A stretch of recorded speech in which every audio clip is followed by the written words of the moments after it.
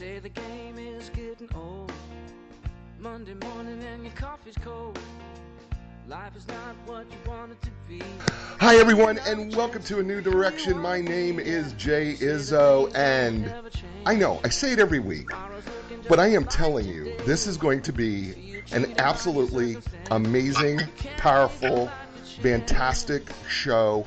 I am with Ines Temple. She is an international best-selling author of this book called You Incorporated. Your career is your business, that you can see there, and people are jumping on. Thank you so much for jumping on so early, Alex and Michael. Appreciate you jumping on, watching me and my cowboy hat, of course. And listen, I want to tell you, this show is going to be more than just about your career. This is a show that is going to be about where is your career right now? How do you become, if you don't have a job, how can you become more employable? If you do have a job, how can you advance in your career? Inez is going to talk about, following your dreams. Are you doing what you dream? Is that part of what you're doing right now? Are you doing all the things that you think that you should? Are you fulfilling your potential?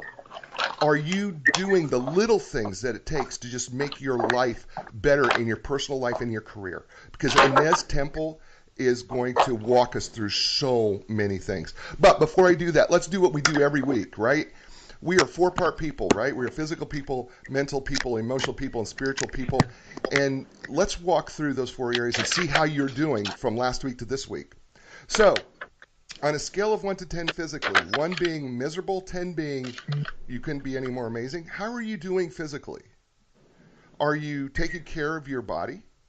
Are you eating right? Are you exercising? Are you doing the things that you do? What's the number between 1 and 10 right now? If you was to ask all of you out there who are listening, and if you're listening on the podcast later, all of you people, and if you're listening on iHeartRadio or iTunes or TuneIn Radio or wherever, or Google Play, thank you for listening. Where are you at on that scale of 1 to 10 physically?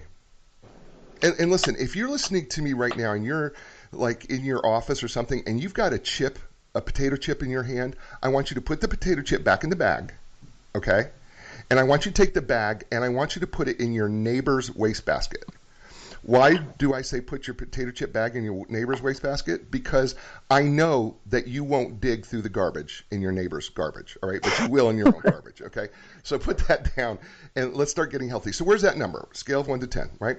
And by the way, right, the whole point of going through the four areas of your life is not to say, okay, if you're a 4 today, is to get you to a 10 tomorrow. No, I just want you to get from a 4 today to a 5. It's about constant improvement. It's about improving yourself.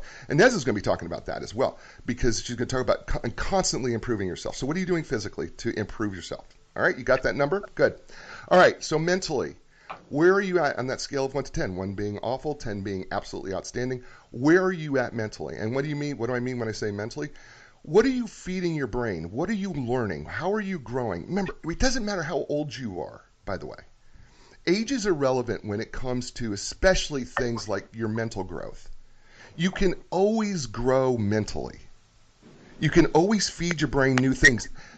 Inez says something in her book. She says, the old saying, remember, you can't teach an old dog new tricks. That's a lie.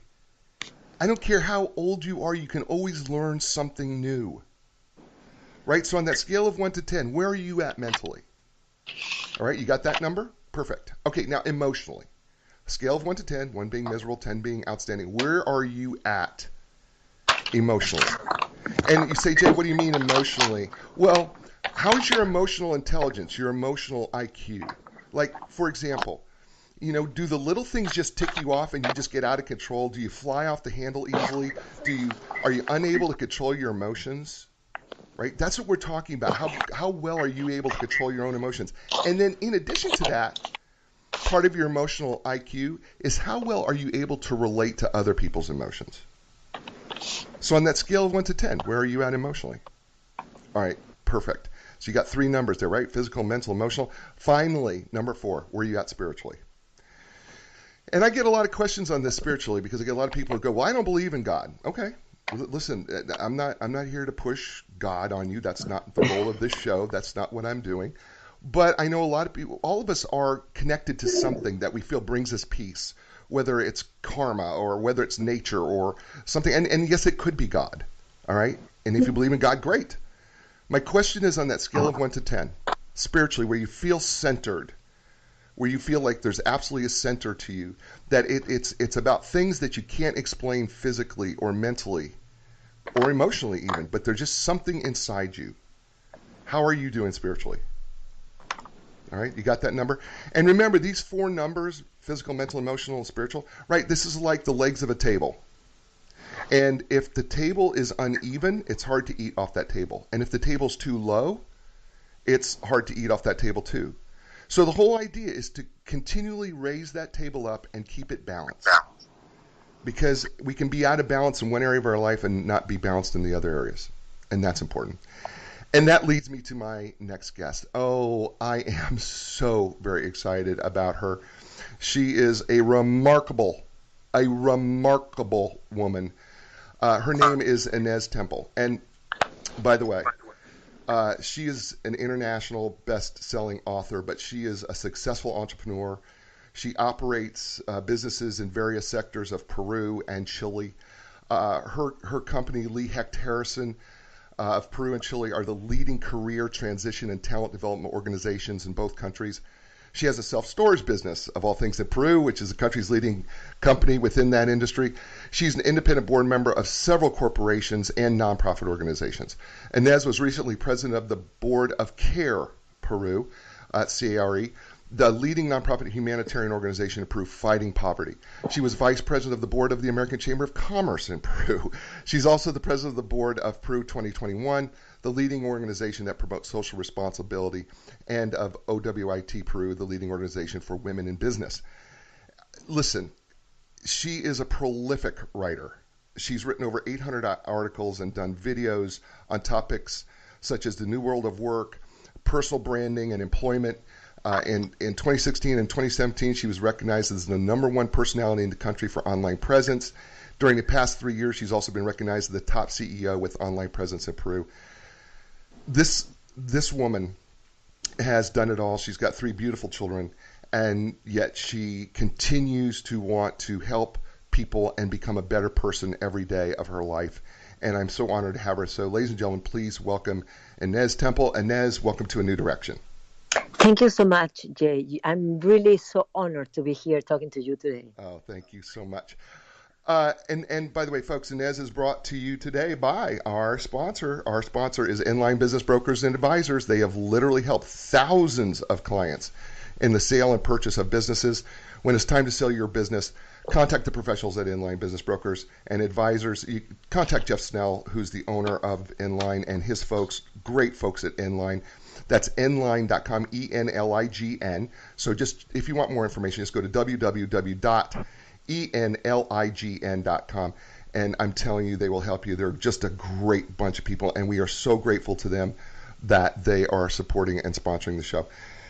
Ines, you wrote this incredible book called You Incorporated, and I've read this book, and it's an amazing book. And I first of all, I must say thank you for writing it.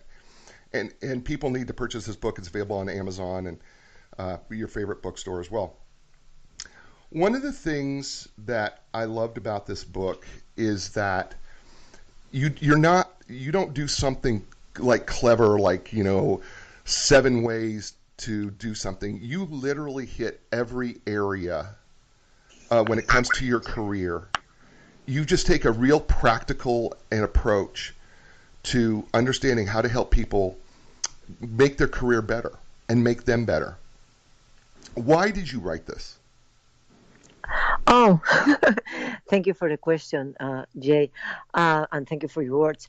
I wrote this because I've spent many, many years working with thousands of people, helping them higher up their employability level, helping them find new jobs, helping them advance their careers. But I found out that there's only a limited number of people that I can help directly.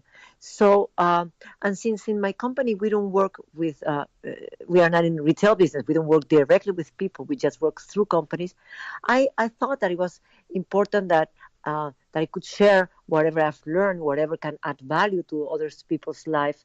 So I converted a presentation that I do a lot everywhere into a book. So this book started as a PowerPoint presentation that I always give out, and I decided, okay, let me, do it otherwise, like other normal people do. People normally write a book and then make a presentation. I did it otherwise, and I just wanted to evangelize the message. I just wanted people to really start thinking um, about their careers as their own businesses, to really understand what's going on in the job market. I love the fact that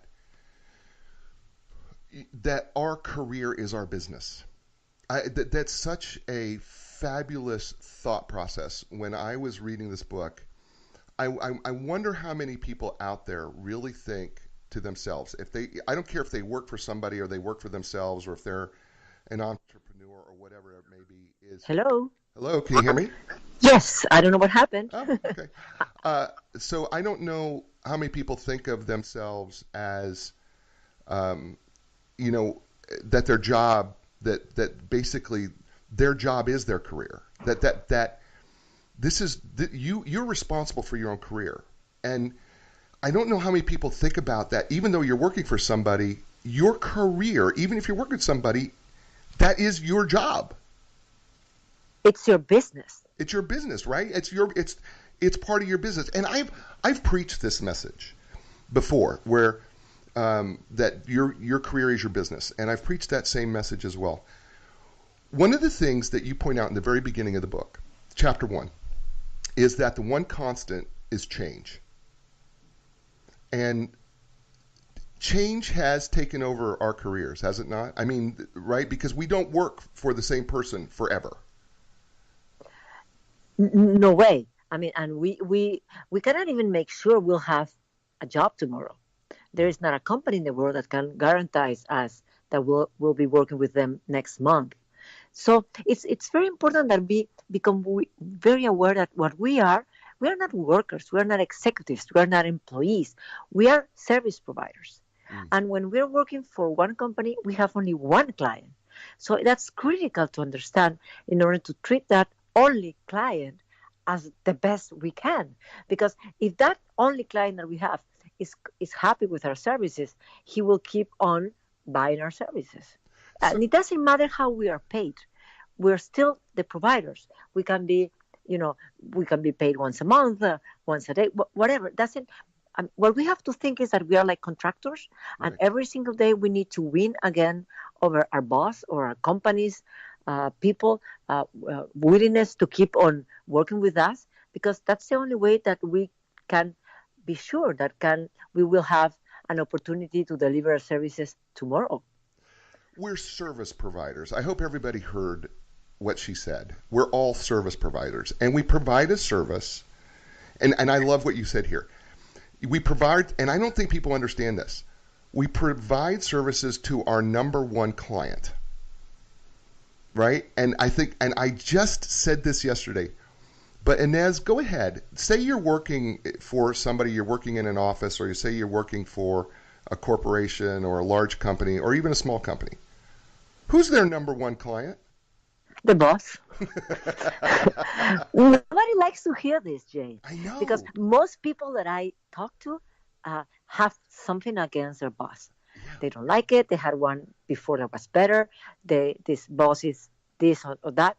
Whatever reason. Sometimes people are it's fair for them to think that, because not every boss is good. Right. But still, even if we may not like him or her, the boss is the person who represents the organization that hire us. Right. So we need to be in good terms with that boss, because he is our client. And that's the basic concept. I mean, the boss is not the boss, it's a client. So we want to make sure that we're giving our client our best service possible, and that this client is happy with the services we are delivering, and he's happy about the value that we added, and that we have sat down and agree on which is the value we are going to give that client. So it's a shift of paradigm. And what I've learned is that this is the hardest part of all, because most people have attitude problems with their bosses and their organizations, and they just are not delivering their best, not because they don't want to or because they can't. It's because they have an attitude problem. Mm. And that's something that we really need to change. So, okay. I'm going to interrupt you here because I want everybody who's listening in. And by the way, thank you so much for all the people who are listening in and watching the show. And but did you catch number one? Number one is your number one client's your boss. Number two is the reason why if your boss is not your client, it's because it's probably your attitude. Matter of fact, it is your attitude. Change your attitude and change your client. And Ines, one of the things I have said about your boss being the number one client is I have said that if you will provide value and do everything that your boss or your CEO or your manager asks you to do, you'll be helping the other people. Right? Yes. Right. So I literally was at a gym and I asked one of the managers, there were a couple of managers sitting there at the gym, and I said, well, who's your number one client? And they said, oh, it's the people who walk through the door. And I said, well, that's a really neat answer. Or they said, well, it's the person who wants to get into shape. And I said, no, it's the owner of the gym. He's your number one client, because if you do everything to please the owner of the gym, you will be pleasing every person that comes through the door. And it's a hard concept for people to grasp. It is. It's not very popular, but it relates to the whole attitude issue.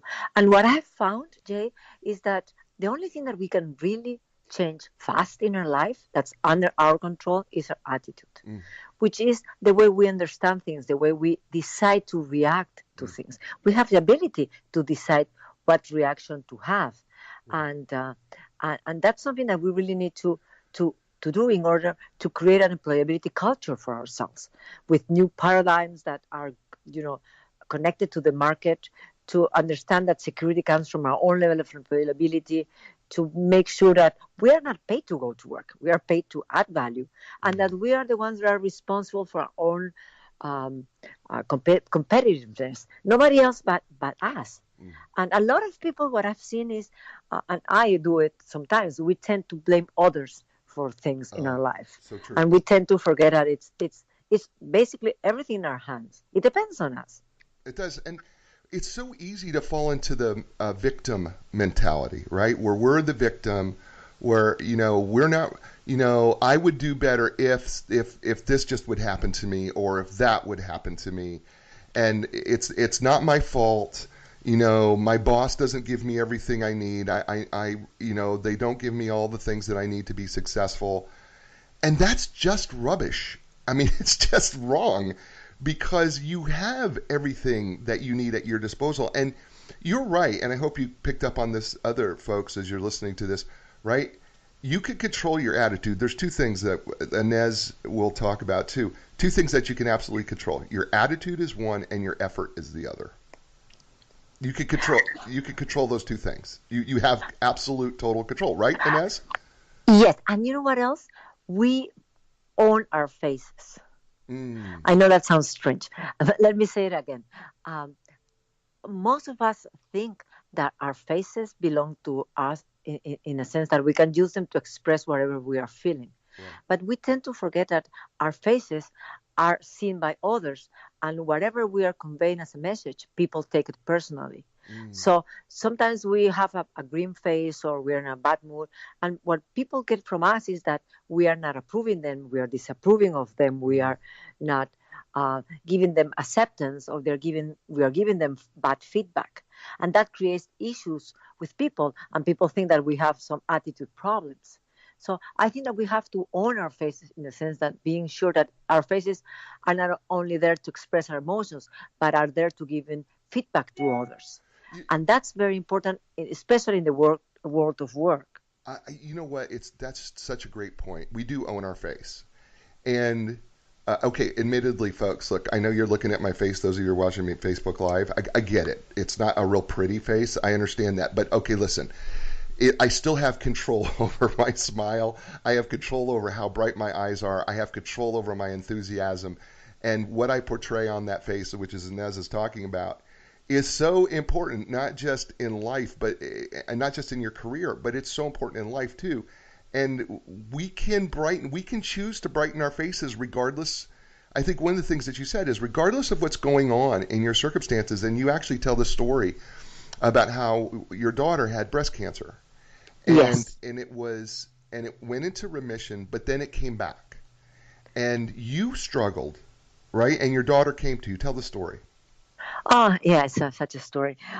Yes, the second time she got cancer, I couldn't be as, as positive and as enthusiastic as being the first time trying to help my family, keep up with a good mood during the period. The second time, then I like, felt destroyed. I really wasn't expecting that my daughter will have cancer again at 26. Right. So I was, really depressed, and I was with a really bad attitude. And my daughter called me to the library at our house, and she said, "Mommy, can I speak to you?" I said, "Sure. But do you promise me you would not get upset with me for the things I'm going to tell you?" I said, "Of course not. Go ahead." And she said, "Mommy, your face is not helping me." And I said, "What?" uh, yeah, your face is telling me that I'm going to die. Your face is telling me that there is no hope for me, that is not worth it to keep on fighting because things are really bad. Could you please change your face? I was so shocked because in an instant I understood that this was all about her. It wasn't about me. That I really need to give her energy and good vibes and faith, and that was on my hand to do. So being in such a terrible emotional time of our lives, I could make it in an instant. I just changed my face. I mean, I couldn't change my face as it is, Right. but I could change the expression on my face because I had to, for her and for my family, and I did. And I promised myself that I will always look at my children and at her with a good face, with hope, with high energy, with good vibes. So to give that to them, and it worked. And thank God she's on remission now for 8 years, and she lives in Australia, and she's very happy over there. Good for you. So I've learned that the hard way. But sometimes at work, we don't own our faces and we don't own our attitudes, and then we have all these problems with our careers. That's all the book about. That's the book all about. So one of the things I think we miss, and I don't care what our job is or where we're at in our career currently, but we really do miss this other piece of understanding that how we walk into work, what we portray on our face, is really starts to affect how employable we are in our future, Absolutely. right? I mean, we don't. It's we think, oh, well, how I if I don't want to smile or if I'm not happy, that has nothing to do with my job. Oh, that's wrong. It has everything. Who doesn't want to have positive people working in their business? All of us. Yes, and success attracts success. And if we spread our enthusiasm, we'll be recognized as a nice person to work with, to work around. And a lot of people might be very smart, very bright, may have great um, titles, because they attended great schools. But if they don't have the right attitude, the right enthusiasm, the right way to relate to others, they will not succeed in their careers. And a lot of people discount that, don't take that in account when they are behaving at work. Yeah, we have a tendency, especially in this country, we have a tendency, and you work more internationally, but it's certainly in America. We have this tendency to put so much pride on where did I get my degree? Listen, I have a Harvard degree. I don't have to be happy. I don't have to smile. I don't. I don't. I went to Northwestern or I went to NYU or wherever it was that you went. Uh, I am qualified to do this job. My face, my what my face resonates has nothing to do with that. You need to hire me because of what I know. And that's so wrong because that's not the way things work. I've seen so many people competing for positions through a process with a headhunter, for example, where there are only three candidates at the very end of the process. You know which one is the one that's hired? Sometimes it's not the one with the best school uh, or the best companies they worked with before. Are the companies that they will fit, are the people that will fit better, that you can feel that you can trust better, that you can feel that you will enjoy working with, that you like. At the end of the day, that's very basic, but it's very human. And I think it's very important that we all really work on developing our charisma, and being warmer with others, and to make sure that we only are not the best at doing what we are, but that we also have the right mood, the right attitude, the right vibe, in order to make other people's life easier instead of harder. Mm. Yeah, we're talking with Ines Temple, by the way. She wrote this book I'm holding up for those of you who are on Facebook Live. It's called You Incorporated. It's absolutely a fabulous book. It's translated into English. And by the way, it's phenomenally written. I'm just telling you, this is a phenomenally written book. This book, I don't know if you can see it, but I've highlighted this book. I think there's more highlights. There's actually white places in this book.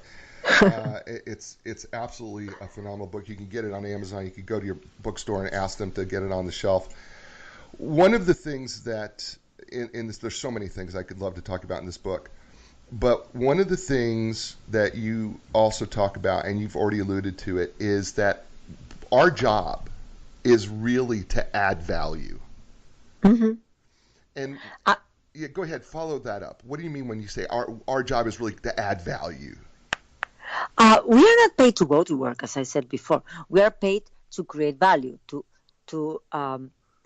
uh, to accomplish things that are real, that measurable, that really account for things that create value to the company, to the department, to the boss, to the organization, to the client, to providers, to whoever it's your direct client.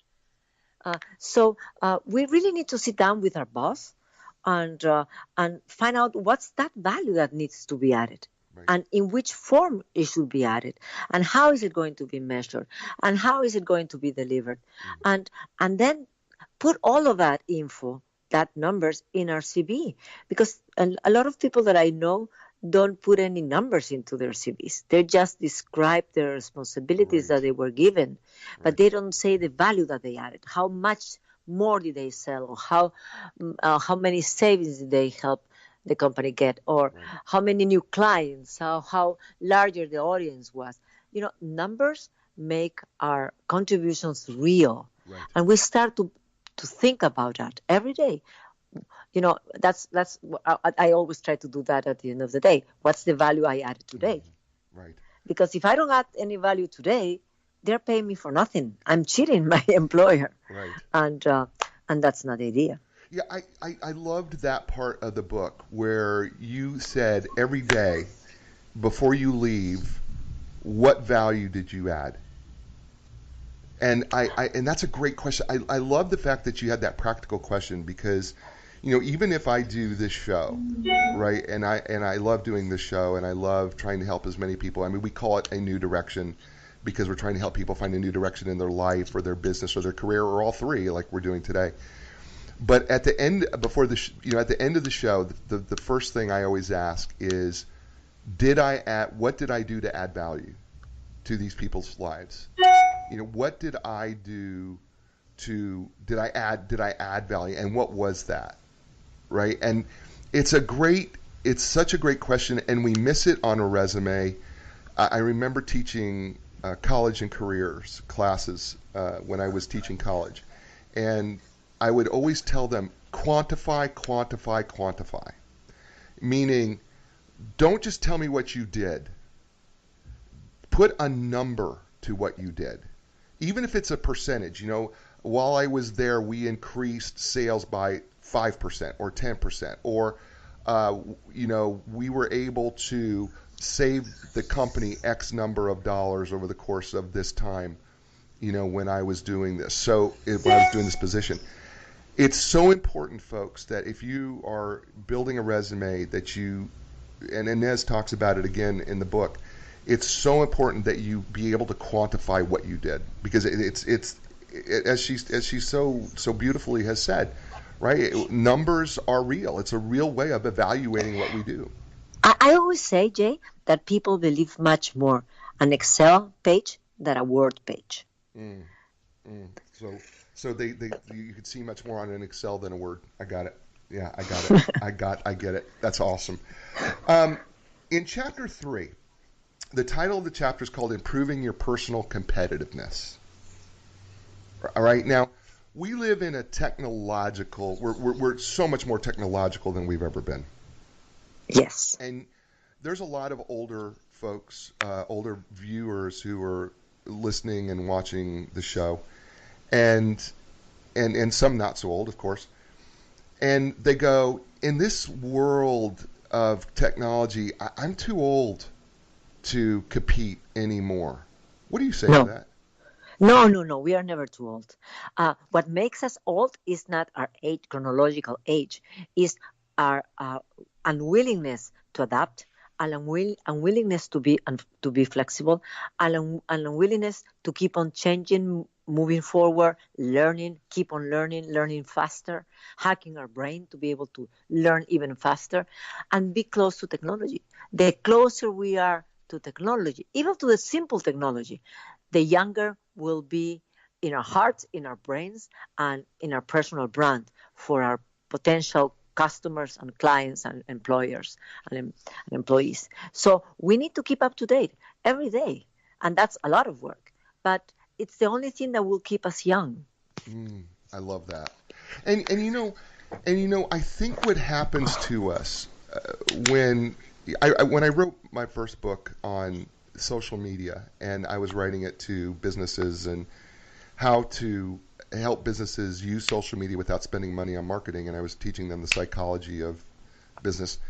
And I would run into people, Oh, and most of them were older, and they would say to me, "Well, I'm not going to deal with social media because I don't need social media. I don't need to understand social media." Right? And these are folks over the age of 40, over the age of 50, over the age of 60, even some of them, say, "You know what? I've got enough clientele.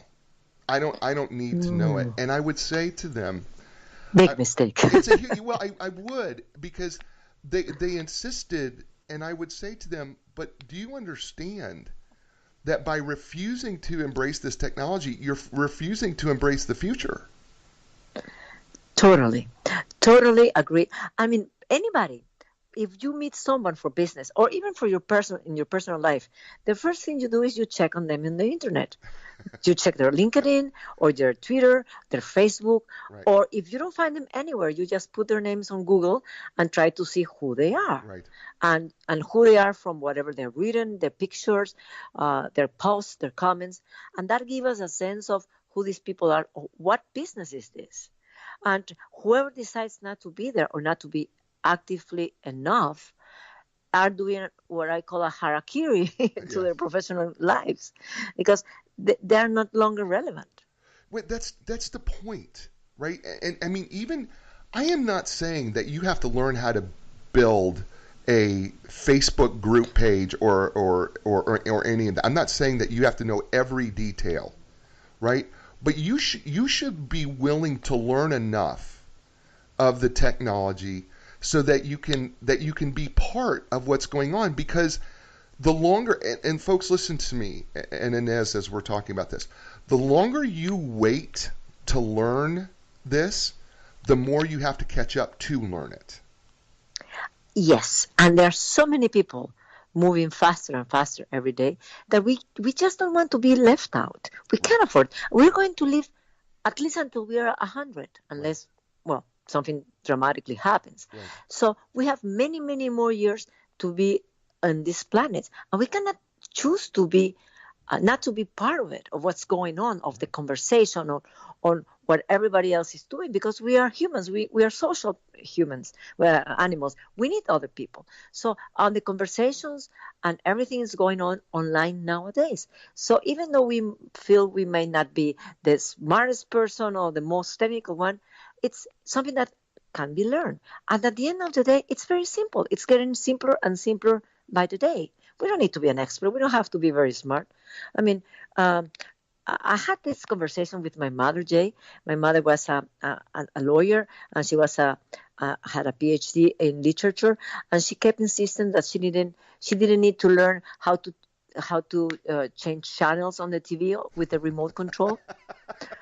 I was like, Mom, I mean, what's the point of being smart if you are useless in front of a TV? I mean, I'm speaking about a TV because she passed years ago, Right. but it's the same with people that don't want to get into social media or don't want to get into any of the new advantages of that technology is giving us. Right. Yeah. Well, and it's really true because I think when people don't want to do it, I think it's They because I feel like they're lazy. Yeah, sometimes people are afraid Oh, that's true. or Yeah. ashamed or they Sure. lack self-security or they think they won't. And but there are so many ways to learn without anybody knowing that you don't know. There are so Right. many ways to do things or just, with an app or asking your children or your grandchildren or your Right. friends, but it not to decide not to be relevant, not to be up to date. Right. It's just starting to die soon, Right. and it's been left out. It's like being left in the middle of an island in the middle of nowhere. Right. We just can't afford to do that. Right. we No. we need to keep on living. Oh, so agree. We're talking with Ines Temple, author of this fabulous book called You Incorporated. Your career is your business, and it's really true. She is being brought to you today by Inline Business Brokers and Advisors. Inline represents privately held companies with gross annual revenues in excess of $1 million. Inline delivers the highest market value in the shortest amount of time with complete confidentiality. That is their trademark. You can learn more about Inline and Jeff Snell and his group if you just go to www.enlign.com. And there's one of the things that I found also fascinating in this is that we do not also understand the power of learning some of the soft skills. Like, Oh, yes. right? I mean, you talk about it like, learning to improve your social skills, for instance, is one of the Mhm. areas that you talk about. Speak more to that. Why learning your social skills is so important to your career. I mean, it should be obvious, but I don't think it is because more people would be doing it. Yes, I mean, we tend to forget that we not only work with ideas or machines or numbers, we basically work with people. And people are the ones who will recommend us not only for today's work, but for the next 30 years, because people will create in their minds an idea of who we are, what's our personal brand, what value do we add, and how easy or hard it is to work with us. Mm. So it's so important that people like us as human beings, as person. And it's not that we are there just to please people. That's not the idea. That's Right. going to an extreme. But people are the ones who are going to say, yes, I like her. No, I don't like him. Or yes, I want to work with her. No, I don't trust her or him. So developing our charisma, our warmth, Mm. our ability to relate to others, our empathy, or developing our emotional intelligence is absolutely key to success in the work of work, and actually in every type of work, Yeah. in a personal work, in the sentimental world, everywhere. Our character, our personality, how well you relate to your emotions and other people's emotions. Those basic skills are key to be successful in the world of work, and we all know that. But Right. sometimes we just don't make the effort. Yeah, and you took it a step further. You actually talk about two things that I thought were really interesting. One was learn to speak in public Yes. is really critical. And I'm a public speaker. I speak nationally, and I love doing it. I tell people, I always tell people, I never feel more alive than when I'm in front of an audience. It's the There, same with me. I love it. yeah, there's just something. I feel like when I'm up on stage, I feel like I am doing exactly what I was made to do at that moment. Yes. And by the way, I like you. I still get little butterflies in my stomach. I get nervous. Yes. It never goes away. No, it doesn't. But it's important that we learn to speak in public. Yes, everyone. Even if we don't make presentations in front of people, we are always speaking in front of public. Even though we are speaking with a client, with the boss, or with a customer, with our family, we are always speaking in public. We are Right. speaking in front of other people, and there are some basic rules that are easy to be learned and how to express ourselves, how to better communicate. But that's critical, and I see people that they haven't developed that skill Right. and they just don't communicate well who they are, what's their soul about, what's their desires, what do they want. don't do the hard communication. Sometimes there are hard communications to do. So that's critical, Jay, and everybody should go through a course like that. We should be told how to do that at kindergarten, but I guess they don't teach us that. No, there. they don't. We don't do. Well, we used to do when I was young. Okay, now I'm about to give away some of my age here, but when when you were younger. When I was younger, you were so amazing. Thank you so much for saying that. When I was younger, we used to in kindergarten. We used to do show and tell, Yes. where we would have to stand up in front of our classmates once a week, and we would have to show what whether it was something we created or a gift that we were given, and then we had to describe it and why it was important and why it was important to do this. And I know it sounds really silly, but the truth of the matter was I couldn't wait for Tuesday show and tell, because even I would come up with something, even if I carved an arrow out of a stick, okay, with my little pocket knife. I wanted to present. It was just something I wanted to do. But go ahead. No, I'm sorry to interrupt you. But most people, I think there's a number like 76% of people hate to speak in public because they think they're shy. Yeah. And I was one of them.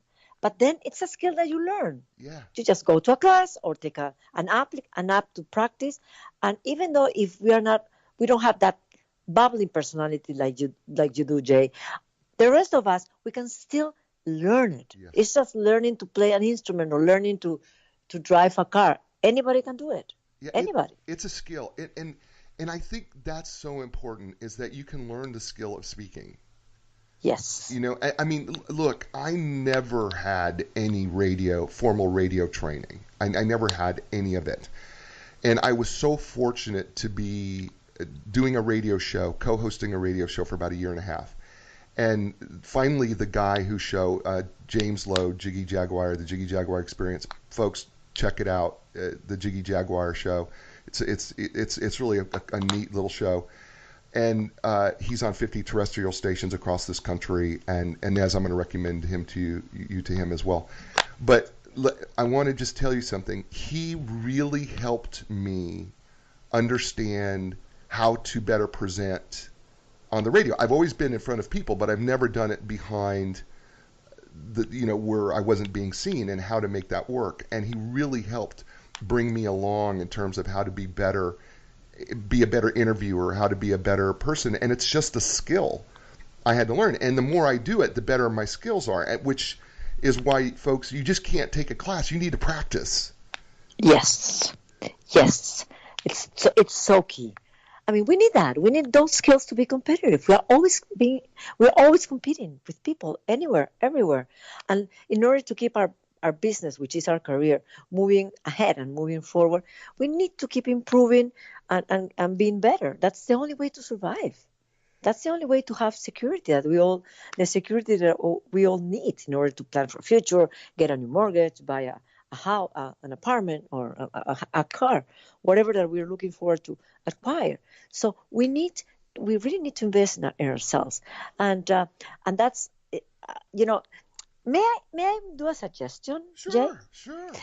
I think you have done 4 wonderful questions at the beginning of the interview. Yes. What's your number physically, right. mentally, emotionally, spiritually? Sure. Maybe we should add a new one. Okay.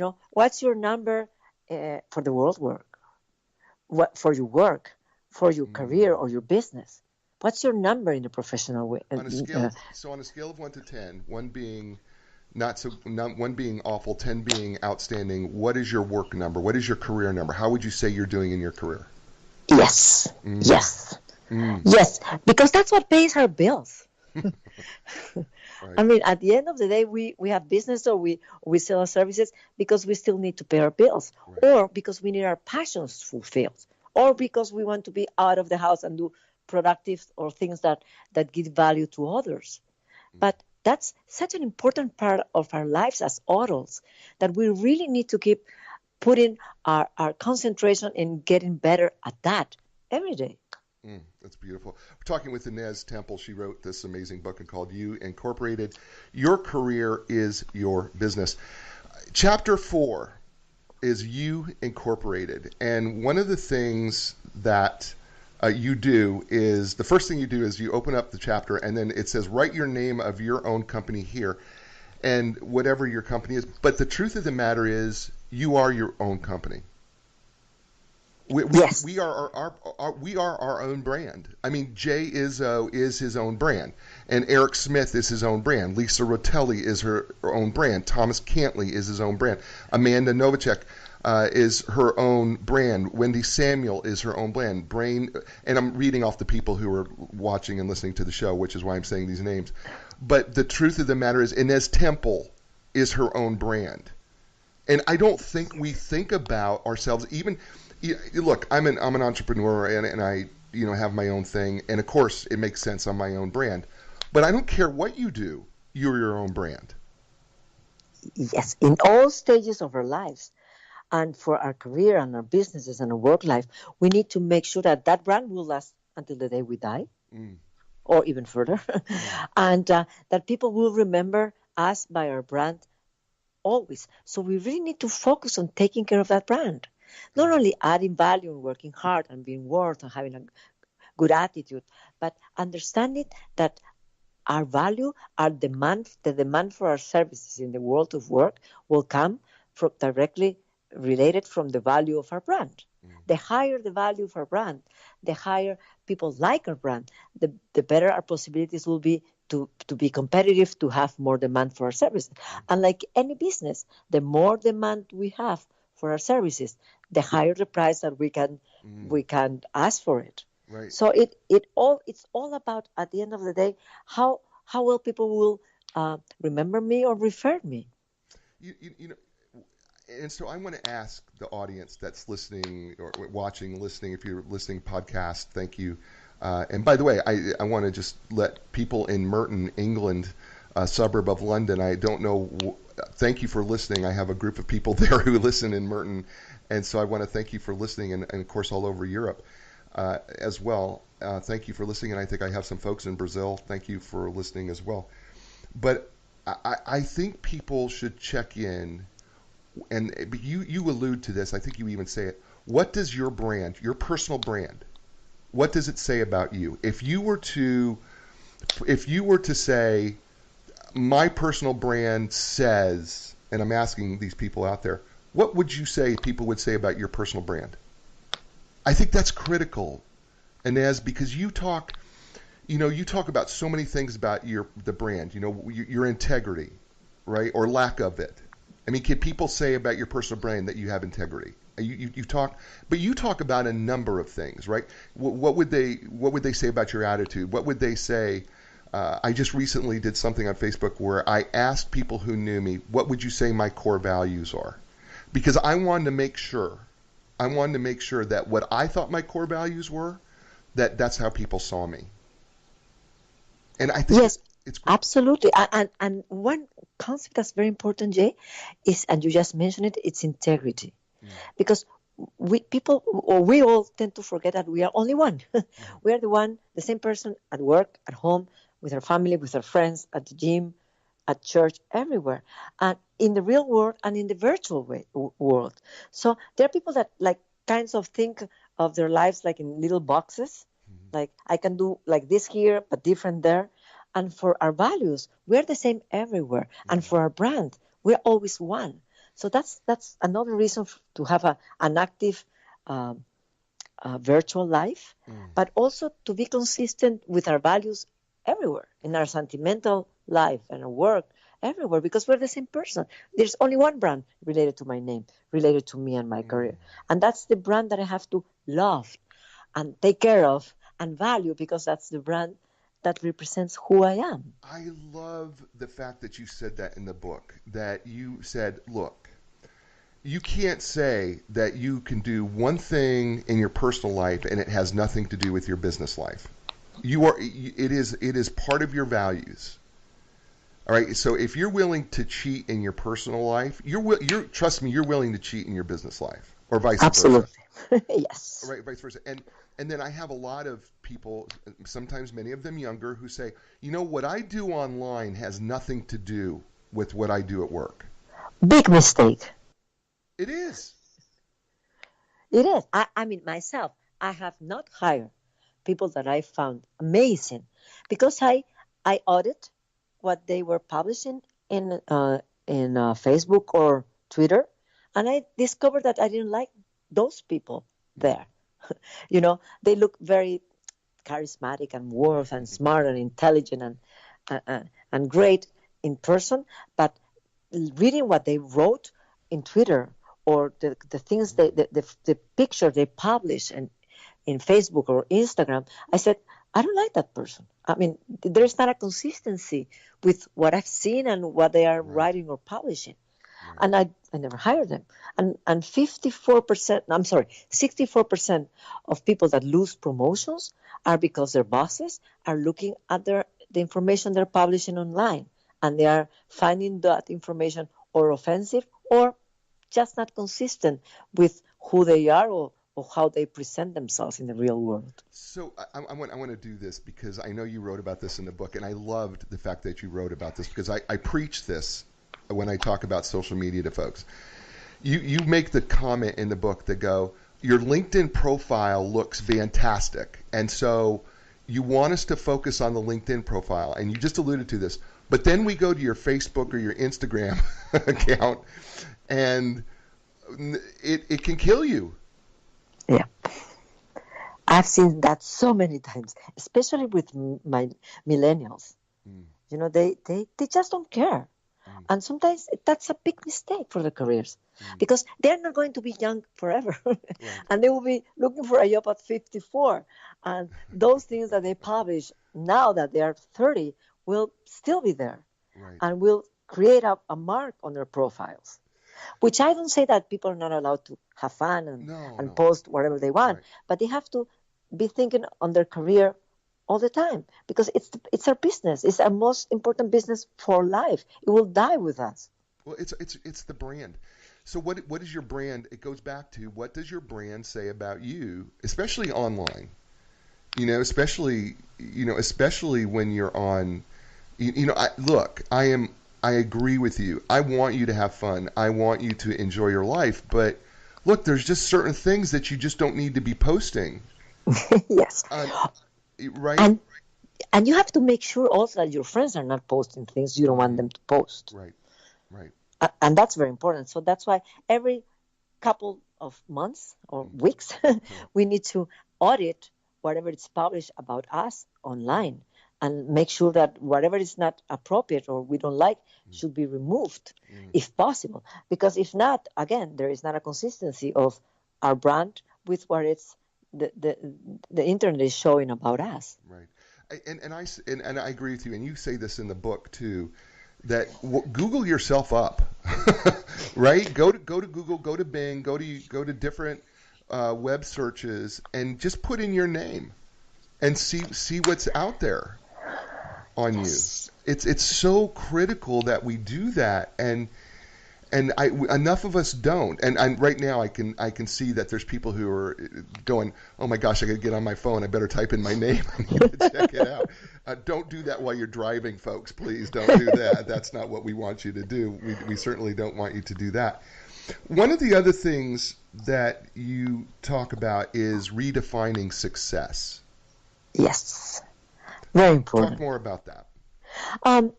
What I've seen working with thousands of people is that a lot of people are not really clear about their idea of success, their own personal idea of success, or they really they don't know where do they want to go, what do they want to become, where do they want to be. They don't have a goal, they don't have a life plan, they don't have a business plan for their career. And so they tend to adjust to other people's idea of success, whatever their spouse wants them to be or do or make, or what their parents are looking forward for them to be, or their peers or group of friends, or even their boss. I think we really need to sit down and think, what's important for me in my life? What is that I really like doing, enjoy doing? What's the things that I really don't want to do? What are the things that I'm good at? What are the things that I'm not good at? And based on that analysis, establish an objective of what is that I really want to do? What's my passion? And sometimes passion, it takes some years to develop. I mean, not everybody needs to understand what do they want to make with their lives at 17. But, whenever having different jobs and, being out there, we learn to understand what are the things that we love. What are those places where we find ourselves truly alive, truly awakened, like totally in the present moment, because that's what we all are aiming to do, to be successful doing what we really enjoy doing and make us live in the present time. And that's our goal. And so it's a matter of being very loyal to ourselves. And that's hard. Yeah, being loyal to who we really are, right? Being Yes. being true to I don't know who said it, but, be true to yourself, to thine own self, be true. And it's really, I think sometimes we sacrifice so frequently who we are for a paycheck. And that's really bad. I mean, it's sad because of course we all need that paycheck, Right. but we can still find that paycheck doing something that we are good at or something that we at least enjoy. That's not torture. And I see a lot of people, Jay, that work at places that they hate and they just don't leave because they think they can't or because they are not prepared or they haven't they haven't keep up their skills or their talents, their competencies up to date because of many reasons. So, and that's so bad because that's when our soul gets in pain. That's when we really forget about what's enjoying work or life. That's bad. I mean, that's like really bad to be prisoner in a job that we hate. And I agree with you. And it's hard. And listen, folks, we're not saying that this is an easy transition at all because we understand that you have to pay bills and we understand that you have to do what you have to do.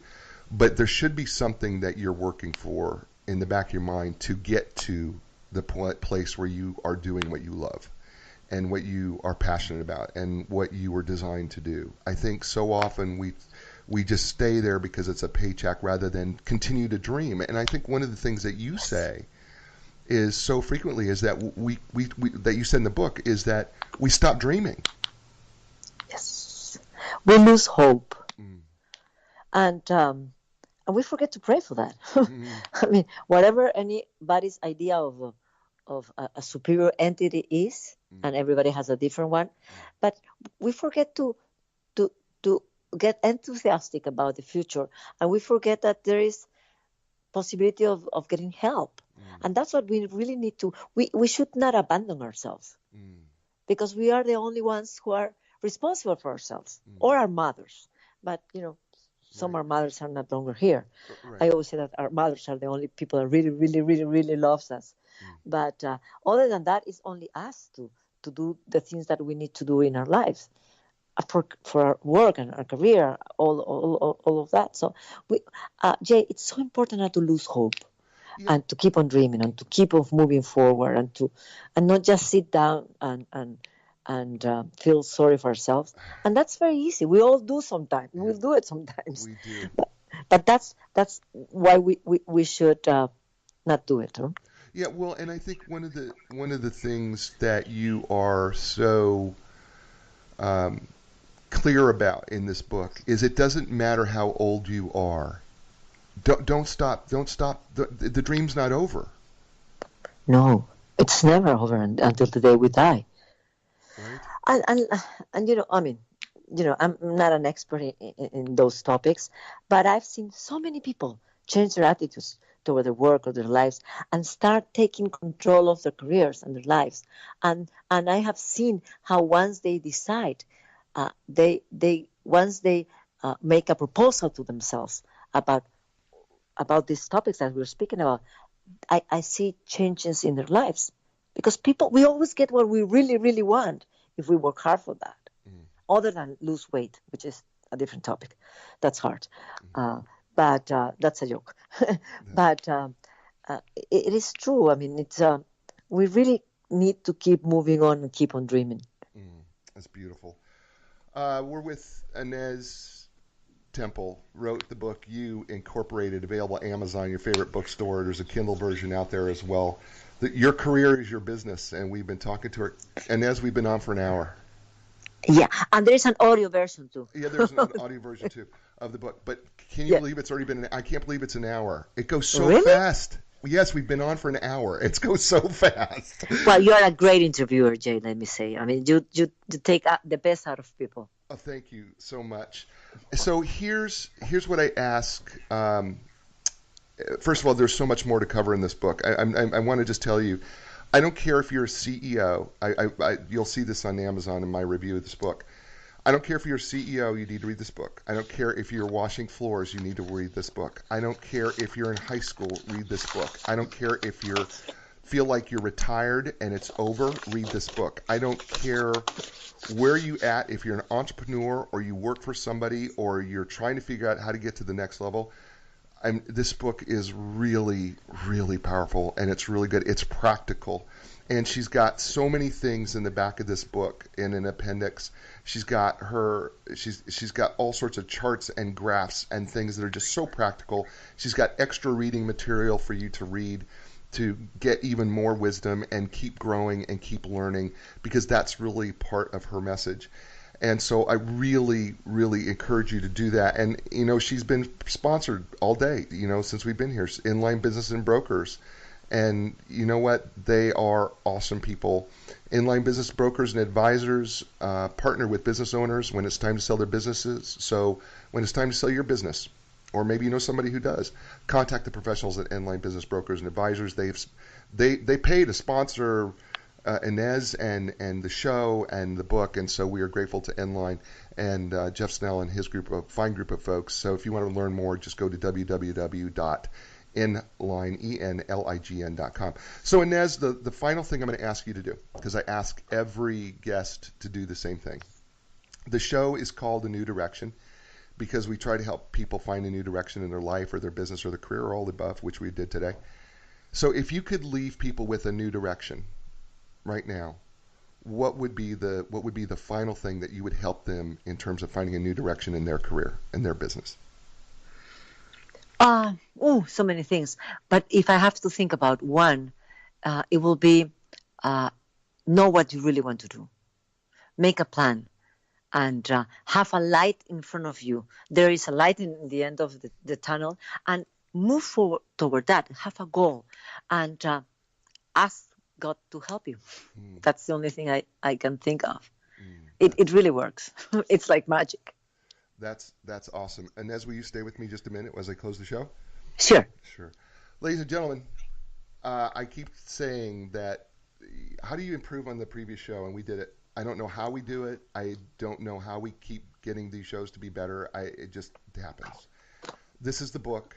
I really encourage you to get the book. Listen to the book. Read it on your iPad or your tablet, whatever. I don't care how you read it. Just get the book, because it's a brilliant book, and you're gonna fall in love, as I did with Ines Temple, because I absolutely fell in love with her. And folks, as I close the show, I say the same thing all the time. Folks, be inspired, because when you're inspired, you can inspire someone else, and when you inspire someone else, they in turn can inspire others. And when we do that, we make this world a far better place than it was today. So folks, be inspired. I'll talk to you soon. Ciao, everybody.